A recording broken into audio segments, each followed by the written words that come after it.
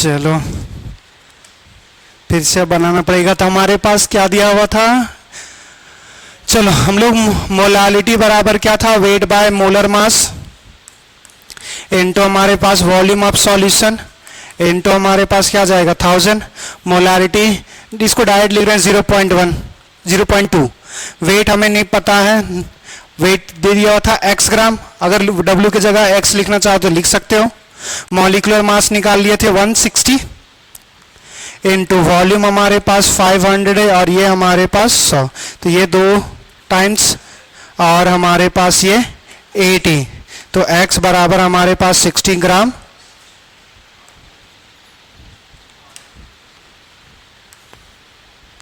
फिर ये हैंग होगा।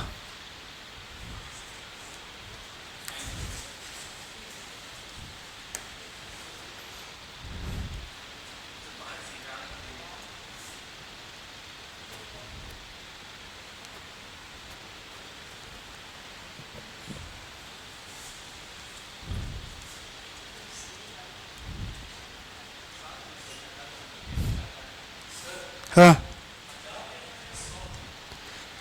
1000, 100 नहीं होगा। हमारे पास अब नेक्स्ट क्या था कि दूसरा वेट ऑफ हमारे पास सॉल्वेंट, वेट ऑफ हमारे पास solvent is equals to weight of solution minus weight of हमारे पास क्या हो जाएगा सॉल्यूट। तो हमारे पास सॉल्यूशन का वेट कितना है, सॉल्यूशन का हमारे पास वॉल्यूम दिया हुआ था 500, अगर डेंसिटी से मल्टीप्लाई कर देंगे तो हमारे पास क्या निकल जाएगा, तो वेट को लिख सकते हैं weight density of solution into volume of solution minus weight of हमारे पास क्या आ जाएगा सॉल्यूट। डेंसिटी हमारे पास कितना दिया हुआ था 1.25, वॉल्यूम हमारे पास 500 और सॉल्यूट का हमने कितना निकाल लिया 16 ग्राम। अब यहां से देखें, ये हमारे पास मल्टीप्लाई करोगे 25 छक्का 30, कितना आ जाएगा 5 5 25 का 0, हाथ में 2, 5 दूना 10, 10 2 12 का 2, हाथ में 1, हमारे पास 5 एकम 5 और 1 6, 600 हमारे पास 20 माइनस हमारे पास 16। अच्छा यहाँ पे 0.20 भी तो है, 20, अच्छा 620 ही आएगा। फिर से 1 मिनट, 5 5 25, अरे गलत किए है ना, 5 5 जा 25, 5 2 कैरी करेगा, 5 2 जा 10, 10 और हमारे पास 2 12 और हमारे पास 5 1 जा, ठीक है 625 माइनस हमारे पास 16, ये आ जाएगा 15, 15 में हमारे पास 6 गया तो 9, अब यहाँ पे बचेगा 1, 1 में गया तो 0, हमारे पास 609 ग्राम। दूसरा, अब हमारे पास अगर मोलालिटी निकालेंगे तो molality is equals to weight by molar mass of solute into weight of हमारे पास क्या आ जाएगा सॉल्वेंट, अगर ग्राम में है तो इसको 1000 से मल्टीप्लाई करेंगे तो हमारे पास वेट कितना आया सॉल्यूट का 16 ग्राम, मॉलिक्यूलर मास 160 इनटू वेट हमारे पास सॉल्वेंट का कितना निकाले 609 और हमारे पास इसको 1000 से मल्टीप्लाई करेंगे, ये हमारे पास 10 टाइम्स में, ये 1 0 से 1 0 कैंसिल, अब यहां से क्या आ जाएगा 100 डिवाइड बाय 609, इसको सॉल्व किया था यही आया था 0.164 164.2। तो अगर हमें निकालना था कितना 10 टू पावर -3, -3 मतलब 3 जीरो शिफ्ट, जो 3 डिजिट होगा वो पीछे शिफ्ट होगा, तो ये 164.2 इंटू 10 टू पावर -3 मोलल आ जाएगा। अब देखो हमारे पास बोला हुआ था नियरेस्ट इंटीजर में, तो आपको बस ख्याल रखना 5 रहेगा, तब 5 से अगर छोटा है तो कुछ ऐड नहीं होगा, 5 से अगर बड़ा है तो 1 ऐड कर देंगे, तो ये 2 5 से छोटा, तो अगर छोटा है तो ये simply 164 into 10 to power -3 molal answer आ जाएगा। अब इसमें हमारे पास जो वैल्यू पुट करना था इंटीजर टाइप में, वो आपको पुट करना था 164। क्या बात समझ में आया, लिख लीजिए। या ये क्वेश्चंस घर में दिए थे ना, ये पीडीएफ भेजेंगे तब बनाते रहना, नेक्स्ट क्वेश्चन देखो, हमारे पास ये भी बोले थे, बनाए हो, ये तो ऑप्शन वाला था। अच्छा ये तो बना दिए थे ना, 2.7 है।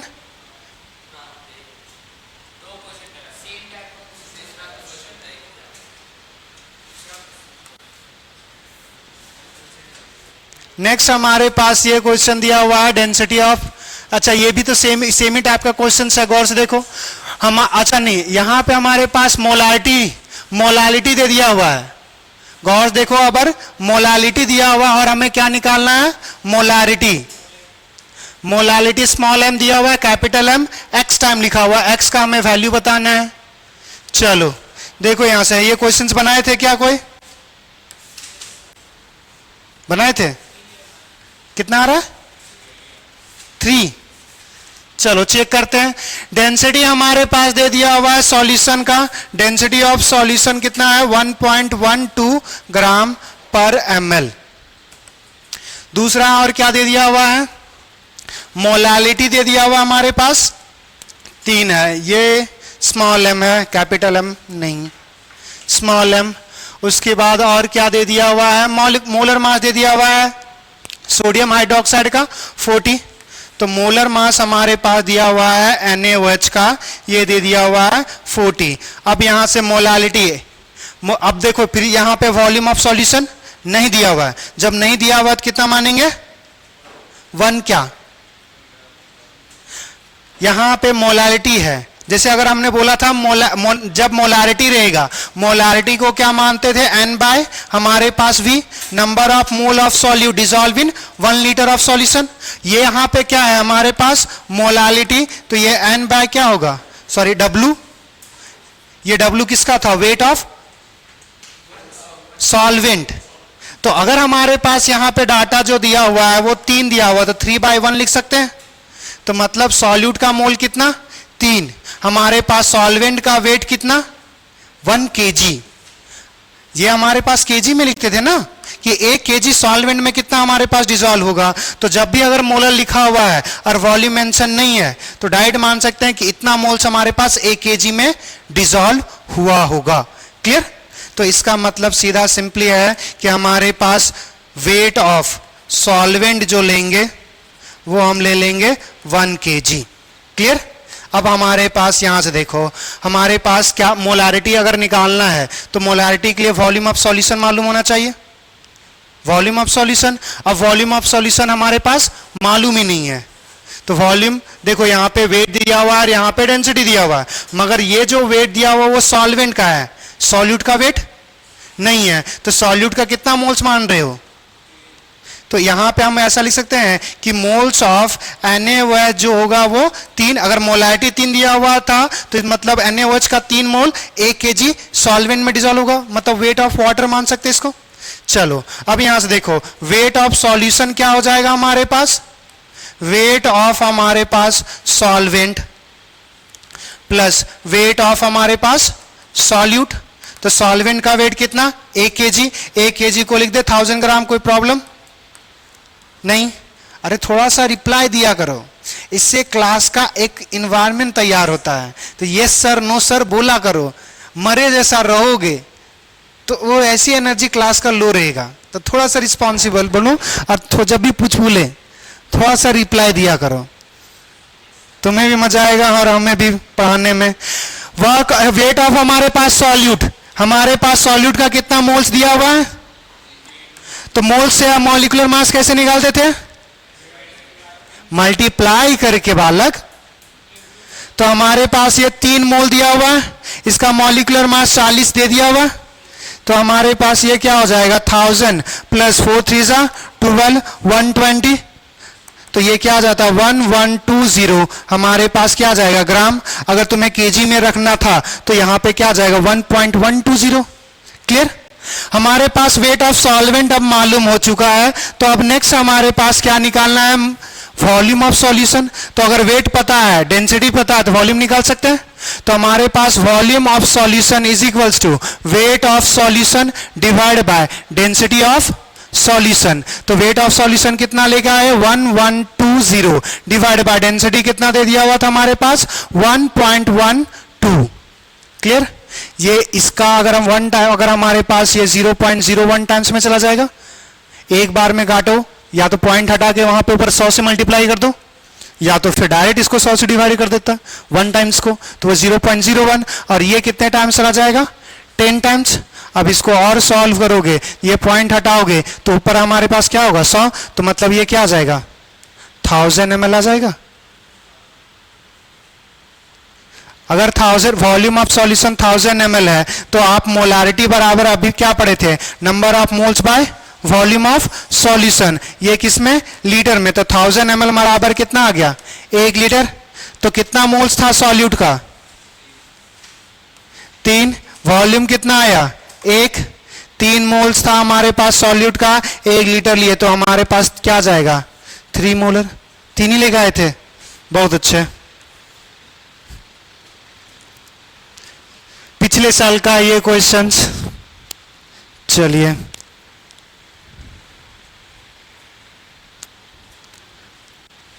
आगे बढ़े, ये क्वेश्चंस घर में लिखते रहिएगा। नेक्स्ट हमारे पास है नॉर्मैलिटी। नॉर्मैलिटी को समझने के लिए हमारे पास 2-3 टर्म्स पहले पढ़ेंगे कि नॉर्मैलिटी डायरेक्ट नहीं जाएंगे। जैसे मोलारिटी पढ़ रहे थे तो सीधा सिंपली क्या था? Number of moles dissolve in 1 litre. जब मोलालिटी की बात करें तो number of mole dissolve in 1 kg, तो मोल्स हमें मालूम था। अब यहां पे क्या होता है नॉर्मैलिटी का डिफिनेशन कि number of gram equivalent dissolve in 1 litre of solution या पर लीटर ऑफ सॉल्यूशन। तो अब यहां से आपको पता ही नहीं है नंबर ऑफ ग्राम इक्विवेलेंट होता क्या है और उसको निकालेंगे कैसे। तो पहले तो ये डिफिनेशन पढ़ लेंगे, उसके बाद हम लोग समझेंगे कि हमारे पास नंबर ऑफ ग्राम इक्विवेलेंट कैसे निकालेंगे। तो उसके टर्म्स में हमारे पास 2-3 टर्म्स आएगा। एक हमारे पास आएगा वैलेंसी फैक्टर, दूसरा आएगा इक्विवेलेंट वेट। तो सबसे पहला नॉर्मैलिटी का डिफिनेशन लिखेंगे और नॉर्मैलिटी का डिफिनेशन लिखने के बाद उसके बाद उसका एक फॉर्मूला लिखेंगे, मगर उसके क्वेश्चंस नहीं बनाएंगे, पहले उसके पार्ट समझेंगे होता क्या है। तो नॉर्मैलिटी क्या होता है कि number of gram equivalent, number of gram equivalent dissolve in per litre of solution, कि कितना हमारे पास number of gram equivalent 1 litre में जितना, पर लीटर मतलब 1 लीटर में जितना डिसॉल्व होगा वही नॉर्मैलिटी है। मोलारिटी क्या था? Number of moles dissolve in 1 litre solution या पर लीटर ऑफ सॉल्यूशन। तो ये काइंड ऑफ उसी जैसा देखने को मिलेगा, मगर यहां पे मोल्स के जगह क्या आ गया? Gram equivalent. अब ये ग्राम इक्विवेलेंट कैसे निकालेंगे वो देखेंगे आगे। पहला तो ये, और दूसरा तरीका क्या लिख सकते हैं? नॉर्मैलिटी बराबर हमारे पास क्या आ जाएगा? Number of gram equivalent divide by volume of solution. ये है नॉर्मैलिटी का फॉर्मूला। अब इस नॉर्मैलिटी में हमारे पास सबसे पहले देखेंगे नंबर ऑफ ग्राम इक्विवेलेंट्स कैसे निकलेंगे। तो सबसे पहला हमारे पास 2-3 चीज समझेंगे। सबसे फर्स्ट तरीका हमारे पास इक्विवेलेंट, या सबसे पहले वैलेंसी फैक्टर या इक्विवेलेंट वेट सबसे पहले बात कर लेते हैं।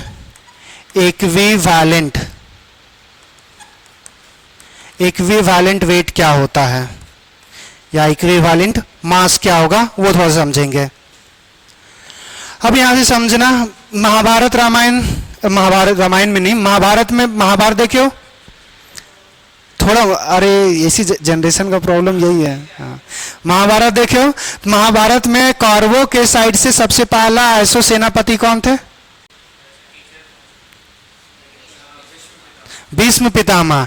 तो जब ये लड़ाई शुरू होता है ना, जैसे अगर अभी कहीं पे भी वॉर अगर इंडिया पाकिस्तान का कुछ देर पहले चल रहा था, या कहीं पे जनरली अगर ऐसो अच्छे से वॉर लड़ा जाता है तो उसमें कुछ रूल एंड रेगुलेशंस होते हैं कि ऐसो बच्चे पे सिविलियन पे कोई अटैक नहीं होगा, आर्मी पे फाइट करेगा, इस केस में कोई बच्चे का जान नहीं जाना चाहिए। तो ये बहुत कुछ रूल्स होता है। अगर सैनिक कैप्चर कर लिया दूसरे कंट्री ने तो उसको रिलीज भी करना है। तो कुछ रूल्स होता है। तो उसी तरह पहले महाभारत में जब पहली बार लड़ाई हुआ तो भीष्म पितामह ने रूल बनाया था, या भीष्म पितामह और जो थे पांडवों के साइड का जो थी सेनापति थे, उन्होंने बैठ के रूल बनाया था। रूल क्या बनाया था वो समझना, कि हाथी में जो बैठा हुआ है वो हाथी वाले से ही लड़ाई करेगा, घोड़े पे जो बैठा हुआ वो घोड़े पे ही लड़ाई, घोड़े वाले सैनिक से ही लड़ाई करेगा, जो पैदल सैनिक है वो पैदल सैनिक से लड़ाई करेगा, और रात जैसे सूर्यास्त हो जाएगा युद्ध रुक जाएगा। ये रूल था।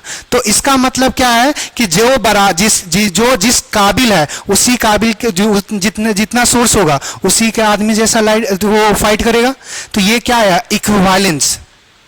यही हमारे पास है इक्विवेलेंट वेट। इक्विवेलेंट वेट क्या होता है कि किसी भी केमिकल स्पीसीज का जितना, अगर हमारा किसी भी केमिकल स्पीसीज का वो वेट जो हाइड्रोजन के 1 ग्राम से कंप्लीटली रिएक्ट कर जाए, या फिर 16 ग्राम ऑक्सीजन से कंप्लीटली रिएक्ट कर जाए, वो वेट हमारे पास क्या होता है, इक्विवेलेंट वेट। कैसे निकालेंगे वो आगे देखेंगे। फिलहाल हमारे पास पहले समझना डेफिनेशन। हमारे पास क्या है, it is a weight of chemical species which completely react with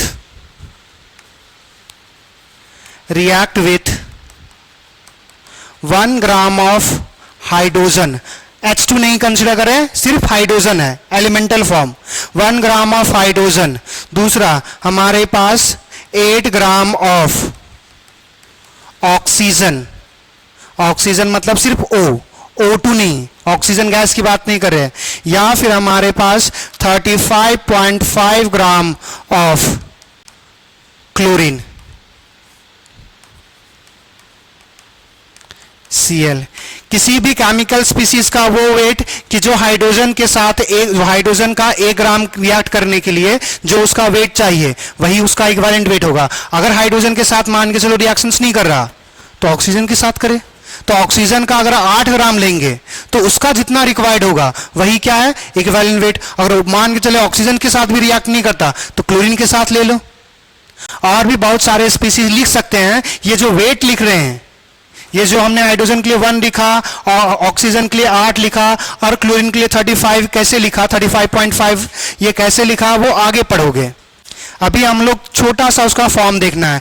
एक चैप्टर है आपका रेडॉक्स रिएक्शंस 11th में, उसमें आपका इसके बारे में बहुत ज्यादा जिक्र करना है।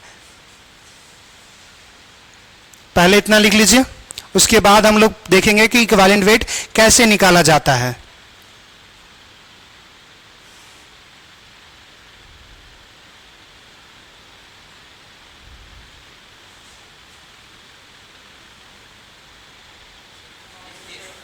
तो वही नहीं करना है ना।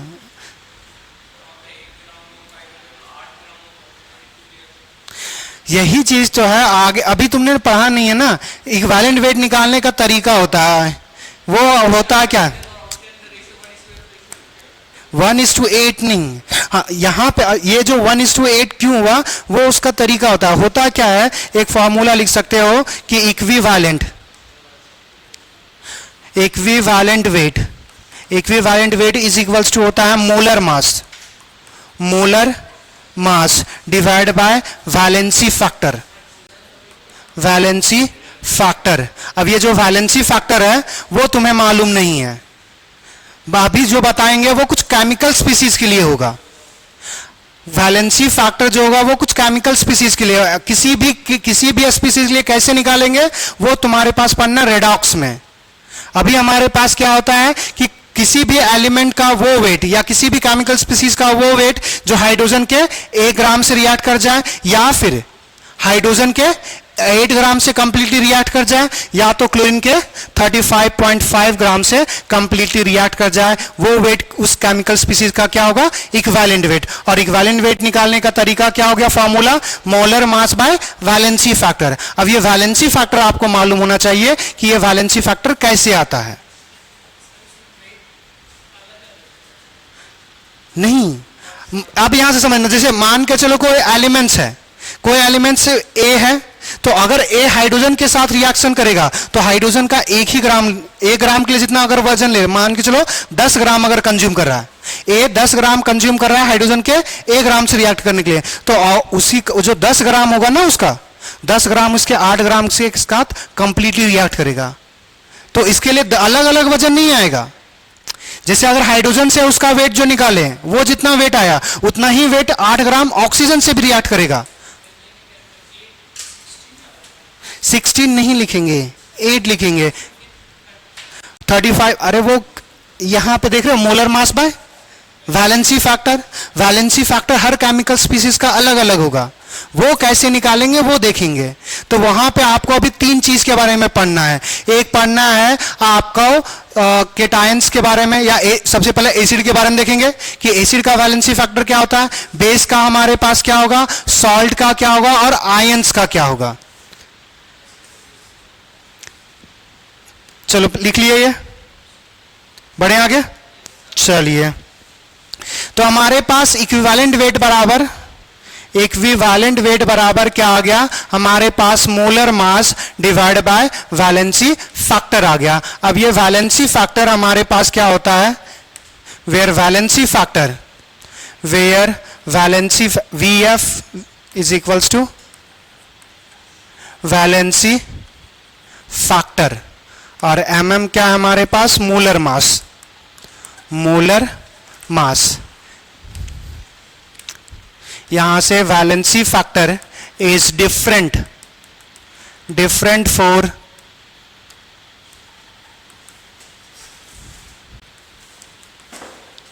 डिफरेंट केमिकल स्पीसीज कि ये वैलेंसी फैक्टर डिफरेंट होगा हर केमिकल स्पीसीज के लिए। अब ये कैसे कैलकुलेट करेंगे वो थोड़ा सा देखना। हमारे पास कैलकुलेशन, या कैलकुलेशन तो नहीं करेंगे, डिटर्मिनेशन ऑफ वैलेंसी फैक्टर। कहीं कहीं पे इसको एन फैक्टर भी लिखा होता है। अब ये हमारे पास क्या ऐसे कैसे होगा, तो सबसे पहला आप देखेंगे एसिड के लिए। एसिड के लिए क्या होता है, एसिड हम किसको बोलते हैं,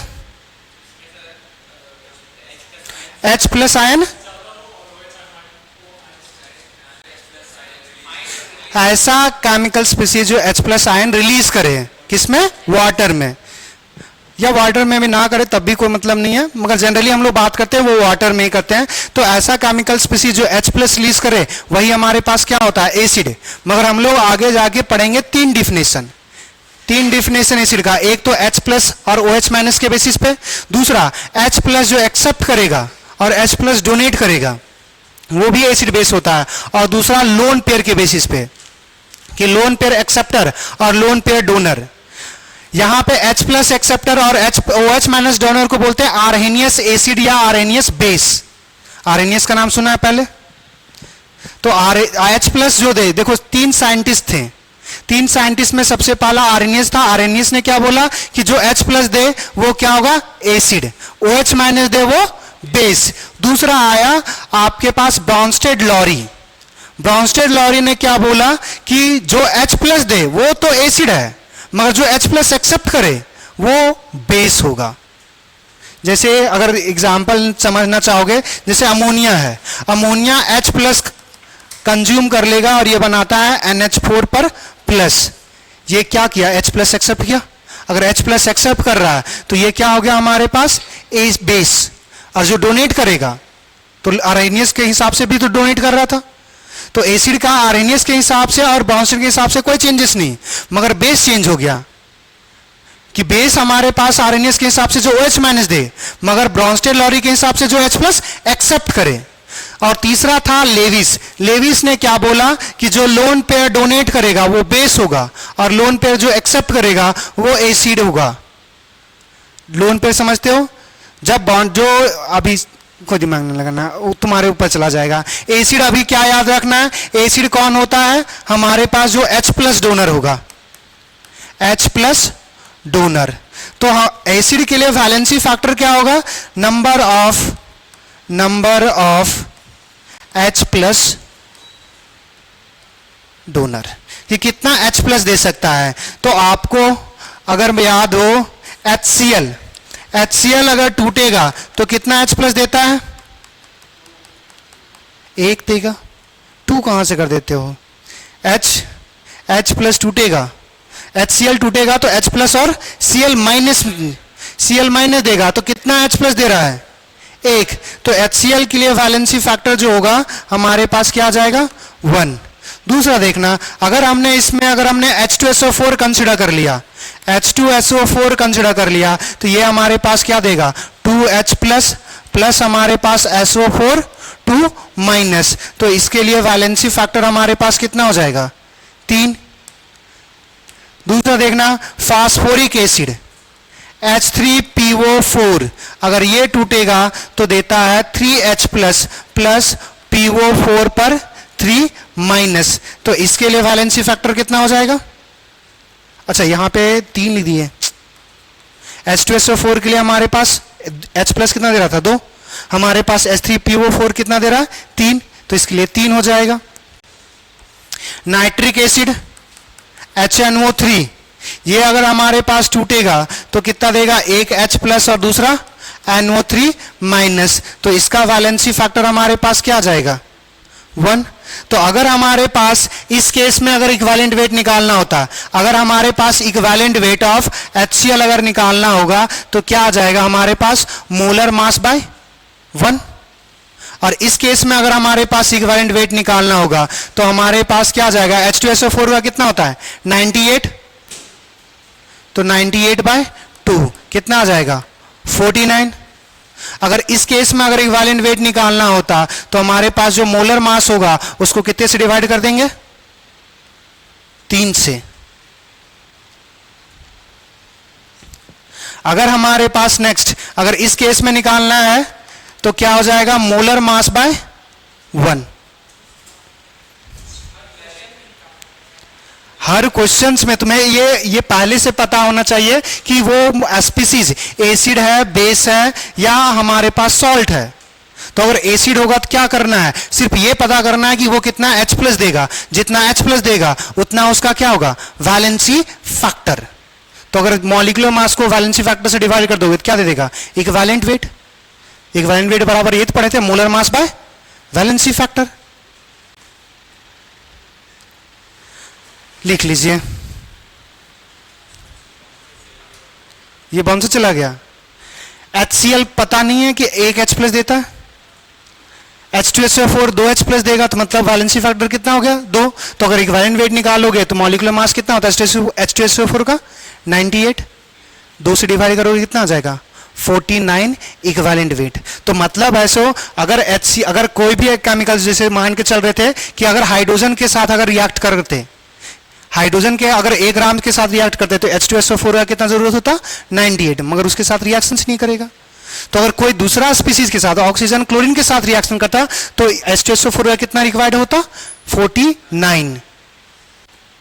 हमारे पास उसी तरह ये अगर फास्फोरिक एसिड है तो जितना मॉलिक्यूलर मास आएगा उसको 3 से डिवाइड कर देंगे। क्यों? क्योंकि ये 3 H प्लस देगा। हमारे पास HNO3 1 H प्लस देता है, तो हमारे पास सीधा सिंपली वैलेंसी फैक्टर कितना आ गया? 1। तो इक्विवेलेंट वेट कितना आ जाएगा? मॉलिक्यूलर मास जितना होगा उसको 1 से डिवाइड कर देंगे।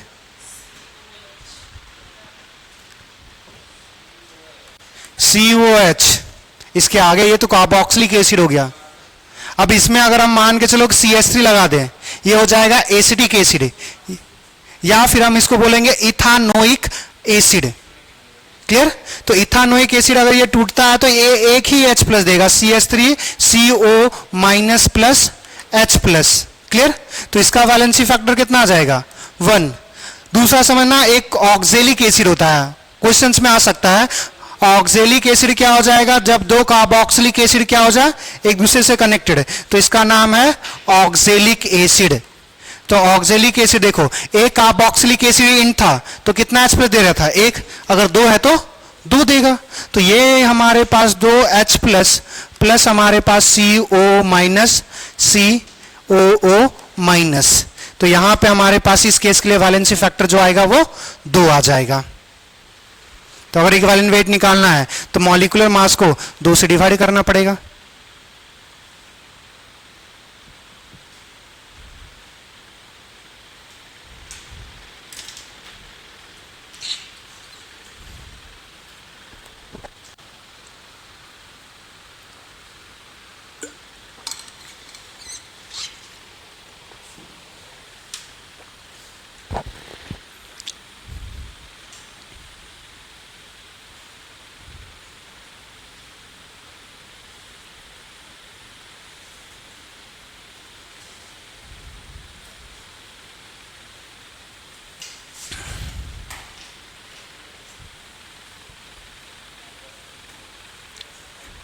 लाइट बंद करना है।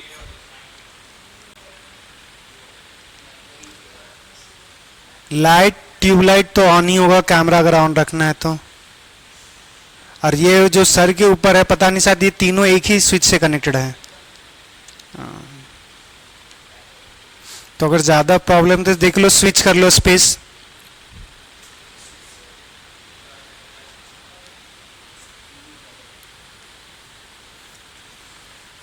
ये वाला तुमको प्रॉब्लम कर रहा है जो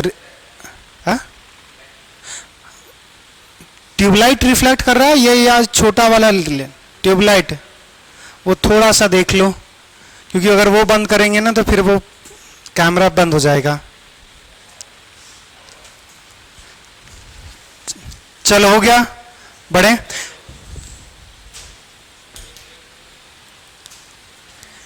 लिख लिए।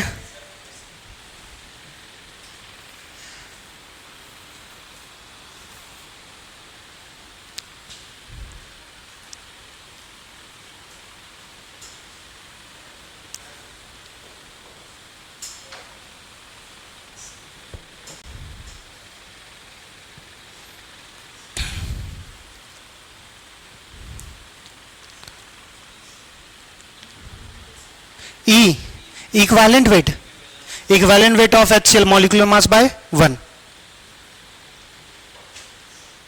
अरे तू अभी यहां पे है तो तुमको टाइम लग जाएगा यार, ये घर में जल्दी जल्दी करो।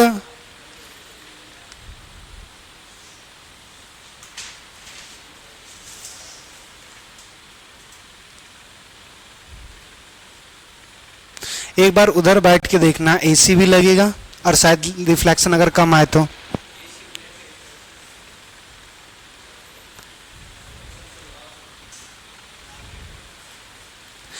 रिमोट से उसका स्विंग जो उसका है ना, विंग जो इतना नीचे है उसको थोड़ा सा ऊपर कर लेना, क्योंकि वहां से अगर ऑन लग रहा है कि मेरे को ऑन होगा तो वो नीचे ही मार देगा। इधर है रिमोट अगर हाथ में रखना है।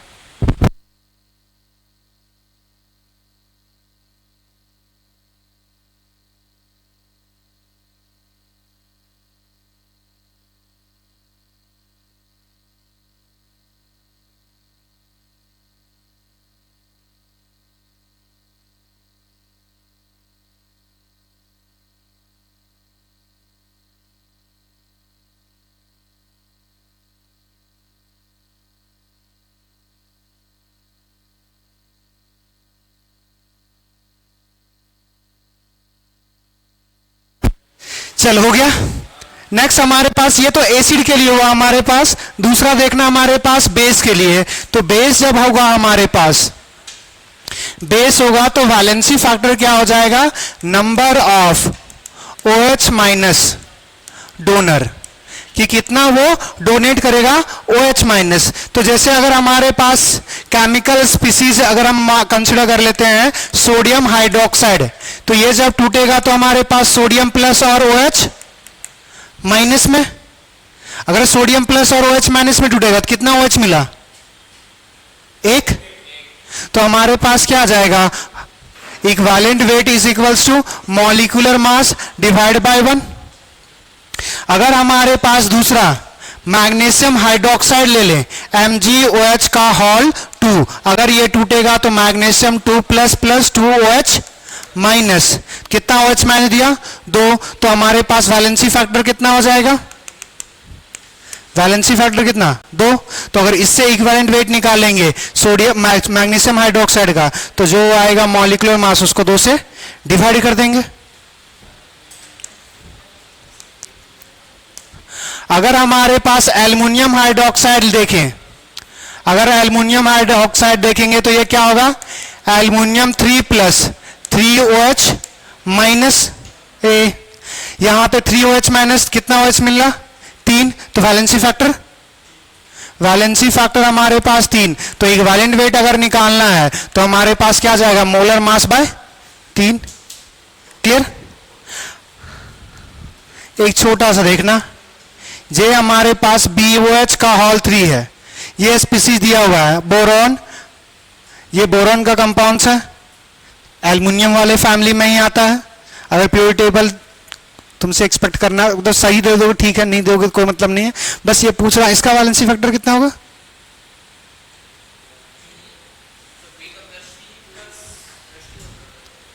अरे OH पर कितना नेगेटिव होता है, तो 3 OH है तो कितना हो गया 3 नेगेटिव, तो पॉजिटिव वाले पे कितना आएगा 3 पॉजिटिव, कितना इसका अनवैलेंसी फैक्टर होगा 3। क्योंकि आप क्या सोच रहे हो कि जैसे अगर हमारे पास बोरोन है 3 OH है, ये टूटेगा तो 3 OH माइनस देगा। ये मॉलिक्यूल्स जो आप कंसिडर कर रहे हो ये बेस है ही नहीं, ये एक्चुअली में एसिड है।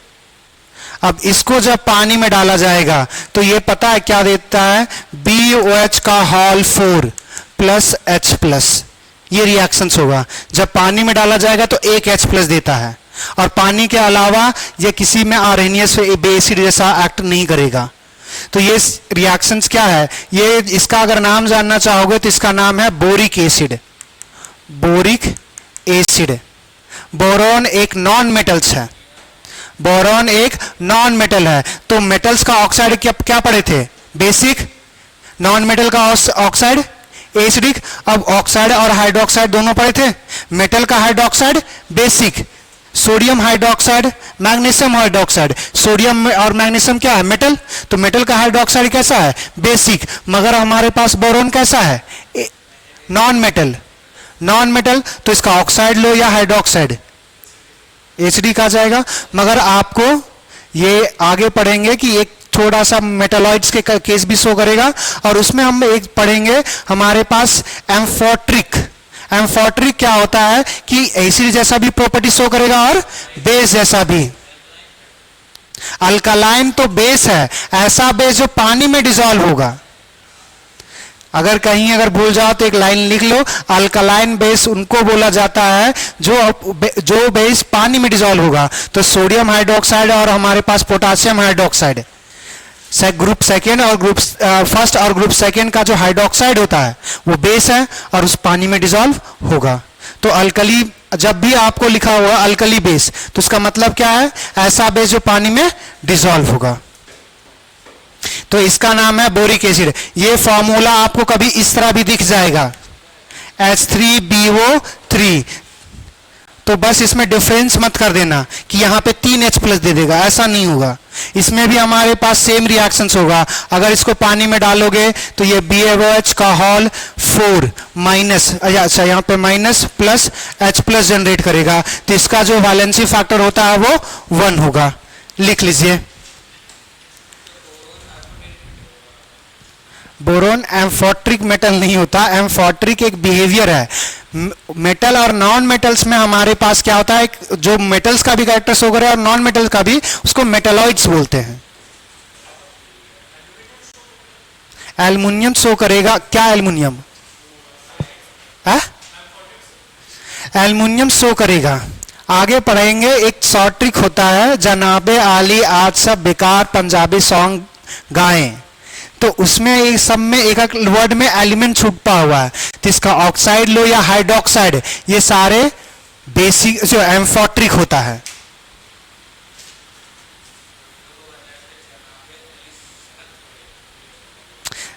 देखो अरे वो अलग अलग लोग, अलग अलग टीचर अलग अलग, तो उसमें अली में देखो एल्युमिनियम आया, तो एल्युमिनियम का जो ऑक्साइड्स होता है वो एम्फोट्रिक होगा।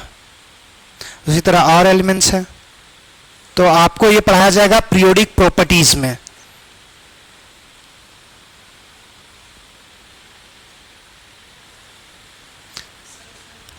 हाँ बोलो, हाँ वैलेंसी फैक्टर, बैलेंस कुछ नहीं करना है, वो सीधा सिंपली देखो कि एसिड कितना H प्लस दे रहा है। तुम यहां से ये तुम क्या चाह रहे हो कि यहाँ पे OH माइनस, ये एल्युमिनियम 3 प्लस और OH माइनस लिख दें। हमें वो बैलेंस करोगे तभी पता चलेगा कितना देगा एक मॉलिक्यूल। यहाँ पे एक ही चाहिए, ये वहां पे 1 चाहिए। ये एक मॉलिक्यूल कितना H प्लस देगा या कितना OH माइनस देगा, वो होता है वैलेंसी फैक्टर एसिड और बेस के लिए। तो एक मॉलिक्यूल कितना देगा 3, तो बैलेंस नहीं कर रहे हैं, वो हम ये पता कर रहे हैं कि एक मॉलिक्यूल कितना देगा। तो बैलेंस, वो बैलेंस करके ही पता कर सकते हो। बढ़े अब आगे, ये तो एसिड और ये बेस के लिए हो गया। अब हमारे पास नेक्स्ट जो होगा वो सॉल्ट के लिए होगा। अब सॉल्ट के लिए वैलेंसी फैक्टर क्या होता है, आपने पढ़ा है 9th और 10th में, 9th में सबसे पहली बार आपने पढ़ा था फॉर्मूला लिखना। जैसे सोडियम सल्फेट है तो सोडियम पे 2 चार्ज लिखते थे, सॉरी 1 चार्ज लिखते थे, सल्फेट पे 2 लिखते थे, क्रॉस मल्टीप्लाई करते थे और Na2SO4 लिखते थे। तो वहां पे आपने पढ़ा था सबसे पहली बार चार्ज। तो सॉल्ट में वही काम आएगा। सॉल्ट पता क्या होता है, NaCl एक एग्जाम्पल हो गया। जैसे अगर हम कुत्ता बोले तो तुम कुत्ता मतलब ऐसा थोड़ी बोलोगे कि डॉग, या डॉग बोले तो कुत्ता थोड़ी बोल दोगे, तो एक दूसरे का ट्रांसलेट हो गया ना। सॉल्ट होता क्या है, जब एसिड बेस के साथ रिएक्ट करता है तो हमारे पास सॉल्ट फॉर्म होता है। और अभी तक तुमने पढ़ा था कि एसिड बेस रिएक्ट करेगा सॉल्ट प्लस वाटर फॉर्म होगा। तो एक्चुअली में सॉल्ट का डेफिनेशन क्या होता है कि salt is a combination of 1 acid radical and 1 basic radical. किसके ध्यानों में खोए हुए हो? तो salt is a combination of acid radical and basic radical. Radical का मतलब होता है पार्ट, कि जो सॉल्ट होगा वो एसिड के पार्ट से भी बना होगा और बेस के भी पार्ट से बना होगा। तो यहां से समझना कि एसिड से पार्ट, जैसे अगर हमारे पास NaCl लिखे तो ये सोडियम कहां से आया, बेस के पार्ट से। हमारे पास NaOH, Cl कहां से आया होगा, HCl से। तो सोडियम का हमारे पास आया बेस के पार्ट से और Cl कहां से आया, एसिड के पार्ट से। तो एसिड का और बेसिक का पार्ट को जो कंबाइन करते हैं तो सॉल्ट बनता है। बस उसमें H प्लस और OH माइनस होता है कि अगर हमारे पास H प्लस, ये भी तो एसिड से आएगा, OH माइनस क्या होगा, बेस से आएगा। मगर इससे रिएक्शंस करवाओगे तो क्या बनेगा, वाटर। तो वाटर को सॉल्ट नहीं बोलेंगे। तो वाटर के अलावा जो स्पीसीज फॉर्म हो जिसमें एक एसिड का पार्ट हो और दूसरा बेस का पार्ट हो, तो वो हमारे पास क्या कहलाता है, सॉल्ट। तो सॉल्ट के केस में हमारे पास कैसे देखेंगे, वैलेंसी फैक्टर। तो वैलेंसी फैक्टर बराबर क्या होगा, चार्ज या टोटल चार्ज ऑन केटायन, या फिर हमारे पास टोटल चार्ज ऑन एनायन। यहां से समझना, अगर हमारे पास दे दिया हुआ NaCl, तो NaCl में पॉजिटिव कौन होगा, Na। ये इस पे हमारे पास एक पॉजिटिव, Cl पे कितना, एक नेगेटिव। तो अगर हमारे पास इसका वैलेंसी फैक्टर क्या आ जाएगा, 1 1 2 करेंगे या 1। Charge, total charge on cation, तो सिर्फ केटायंस पे कितना चार्ज है, 1। एनायंस पे कितना चार्ज है, 1। मैग्नीट्यूड प्लस माइनस नहीं लेंगे, हमेशा सिर्फ नंबर्स। तो ये क्या आ जाएगा इसका, 1। अगर हमारे पास Na2SO4 है, ये हमारे पास है, तो हमारे पास सल्फेट पे कितना चार्ज होता है, 2 माइनस। सोडियम पे कितना चार्ज होता है, +1। तो ये देखो यहां पे सल्फेट पे कितना चार्ज टोटल, -2। सोडियम पे 1 पे चार्ज +1, मगर है सोडियम कितना, तो 2 इस पे भी। तो या सोडियम कैटायंस पे पता करो या तो एनायंस पे, दोनों सेम ही आएगा। क्यों, क्योंकि सॉल्ट क्या है, न्यूट्रल। तो जितना पॉजिटिव होगा उतना ही नेगेटिव होगा। तो इस केस में हमारे पास वैलेंसी फैक्टर कितना आ जाएगा, 2। और इस केस में अगर इक्विवेलेंट वेट निकालेंगे तो मॉलिक्यूलर मास बाय क्या होगा, 1। इस केस में हमारे पास इक्विवेलेंट वेट निकालेंगे तो मॉलिक्यूलर मास बाय 2। हाँ बोलो बालक, प्लस माइनस कुछ नहीं, मतलब वो हमेशा प्लस में ही। हाँ, इधर भी हमारे पास साइड 2 और इधर भी 2, तो 2 लेंगे, ऐसा नहीं 2 प्लस 2 माइनस, वो पॉजिटिव ही लेंगे हमेशा, मैग्नीट्यूड लेते हैं। नेक्स्ट देखना हमारे पास एल्युमिनियम क्लोराइड AlCl3। अब यहां पे देखना एल्युमिनियम पे कितना चार्ज, +3, बहुत अच्छे। अगर इस पे +3 है, क्लोरीन पे एक पे चार्ज कितना होगा, -1 है। क्लोरीन कितना, तो या इस पे 3 माइनस है एनायंस पे, टोटल केटायंस पे भी 3 प्लस। तो किसी एक पे देखना है, तो इस केस में वैलेंसी फैक्टर आ जाएगा 3। और इक्विवेलेंट वेट निकालना चाहेंगे तो मॉलिक्यूलर मास बाय, क्या बात समझ में आया। दूसरा देखना हमारे पास Na3 PO4, या ऐसा लिख देते हैं, थोड़ा कॉम्प्लिकेट करते हैं, SO4 का होल 2। अच्छा सोडियम भी तो चेंज हो जाएगा,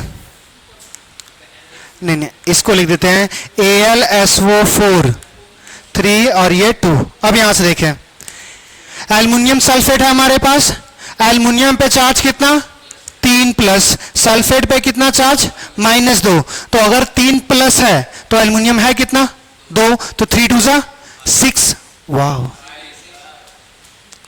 3 2 जा 5 होगा गलती से। यहां से देखो हमारे पास एक सल्फेट पे 2 माइनस, तो हमारे पास टोटल कितना 3 सल्फेट है, तो 3 2 जा 6। या तो कैटायन पे पता कर लो या तो एनायन पे। हमारे पास वैलेंसी फैक्टर क्या होगा इस केस में 6, तो इक्विवेलेंट वेट हमारे पास क्या आ जाएगा molecular mass by 6।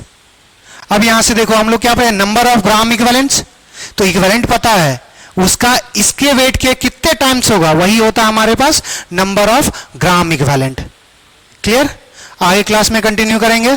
Thank you everyone.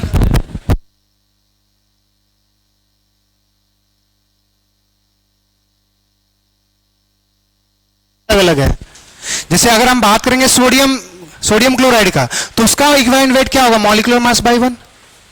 अगर हम सोडियम सल्फेट की बात करेंगे तो उसका वैलेंसी फैक्टर क्या हो जाएगा 2। वो अलग, ये अलग केमिकल स्पीसीज है ना, ये हमारे पास ये अलग केमिकल स्पीसीज है, नीचे वाला अलग। हाँ सॉल्ट ही है, किस पे भरोसा नहीं लग रहा तुम्हें, किस पे, एल्युमिनियम क्लोराइड पे, एल्युमिनियम हाइड्रोक्साइड, एल्युमिनियम हाइड्रोक्साइड का रिएक्शंस कर दो HCl के साथ। एल्युमिनियम हाइड्रोक्साइड अभी बात किए थे बेस, HCl क्या है एसिड, रिएक्ट करेगा हमारे पास फॉर्म होगा एल्युमिनियम क्लोराइड और प्लस वाटर। दिख गया, ऐसा थोड़ी है कि सॉल्ट लिख के कुछ भी लिख देंगे।